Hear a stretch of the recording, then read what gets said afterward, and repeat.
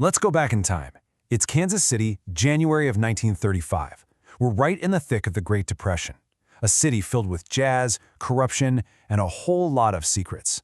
And inside one of its grandest hotels, a story is about to unfold that will become one of the most bizarre and lasting murder mysteries in American history. And it all kicks off with one very strange phone call. He got into a jam. That's it. That's one of the only explanations we ever get for what happened. This was whispered over the phone by an anonymous woman after the murder. It's a tantalizing, frustrating clue that just makes the brutal death of a young man in room 1046 of the hotel president even more mysterious. So, this whole case doesn't start with a body. Not really. It starts with a series of strange, escalating events. The staff at the hotel, they knew something wasn't quite right in room 1046, but they had no idea just how horrific the situation behind that locked door truly was.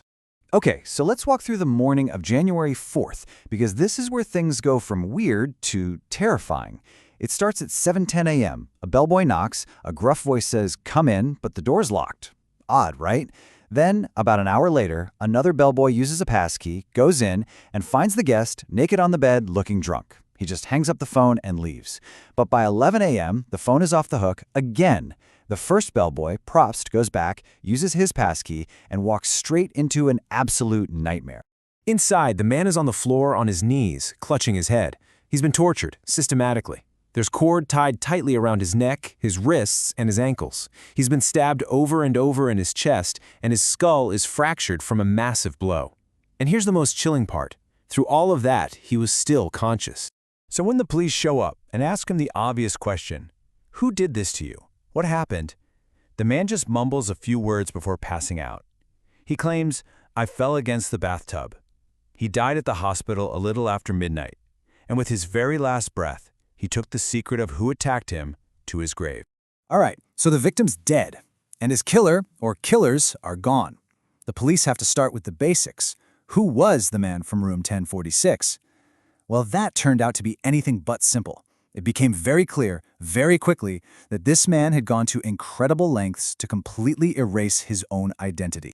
He checked into the hotel as Roland T. Owen and said he was from Los Angeles. But when the Kansas City police called the LAPD, they hit a brick wall. There is no record of a Roland T. Owen, ever. The very first lead was a total dead end. Then the investigation found out he'd stayed at another hotel the night before, the Muehlebach, but there he'd used a different name, Eugene K. Scott, also from Los Angeles. And just like Roland Owen, Eugene K. Scott didn't exist. This guy was a complete ghost. For almost 2 full years, the body was a John Doe. Then, a woman in Alabama named Ruby Ogletree sees a picture of the victim in a magazine. And she knew. She recognized him instantly. There was a scar above his ear from when he was a little boy. The man in room 1046 was her son, Artemis Ogletree, and he was only 17 years old. He'd left home to hitchhike his way across America. Now that they finally had a name, the police could start to put together the puzzle of his final, bizarre days. And the testimony from the hotel staff? It painted a picture of a young man who was paranoid, secretive, and maybe even being held there against his will. You know, one of the maids, a woman named Mary Soptic, said that Artemis always kept his room pitch black, shades drawn, just one dim lamp on. He told her he was waiting for a friend and to just leave the door unlocked, but she said he seemed constantly on edge, really worried. She even overheard him on the phone telling somebody named Don that he didn't want to eat or go out. It sounds less like he was a guest and more like he was a prisoner. That same maid also spotted a note on his desk, and it was addressed to this mysterious Don. All it said was, "I will be back in 15 minutes, wait." This note is the only physical trace we have of the person who seems to be at the absolute center of Artemis's final hours. On the night he was attacked, a guest in the room right next door heard a huge commotion. She told the police she heard men and a woman talking loud, cursing, basically having a big fight.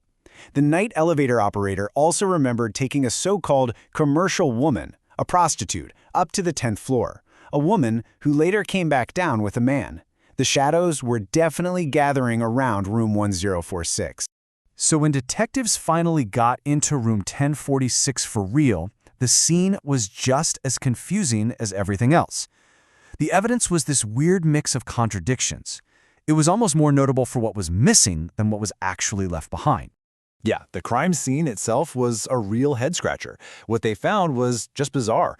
A single hairpin, one unsmoked cigarette, a tiny label from a necktie, and some faint fingerprints that belonged to a woman.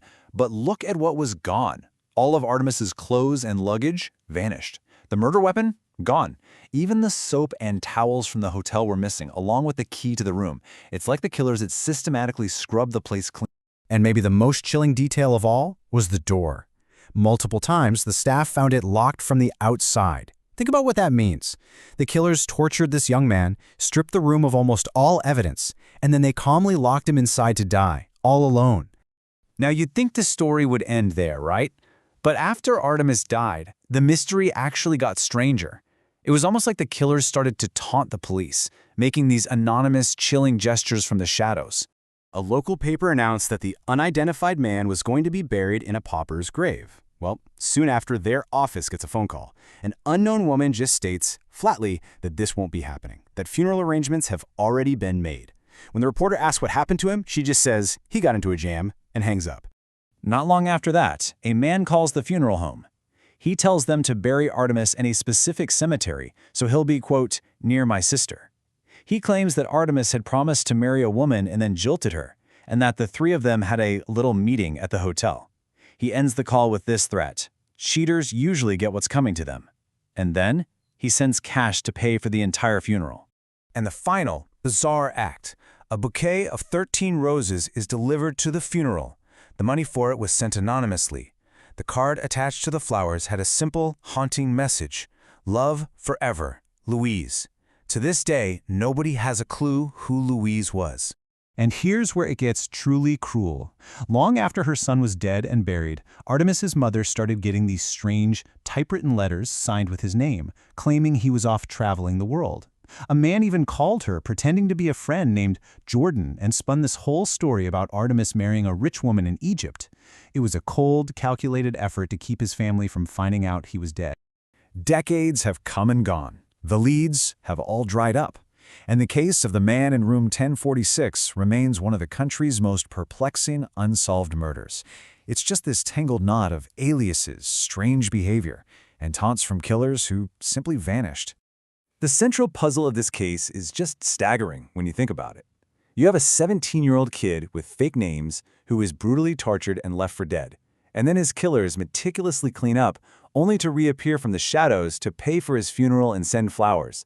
The whole thing is built on these wild contradictions that have never, ever been explained.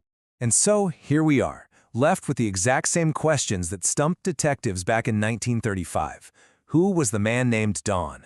Who was that woman in the hotel that night? And who was Louise, the name signed on that funeral card?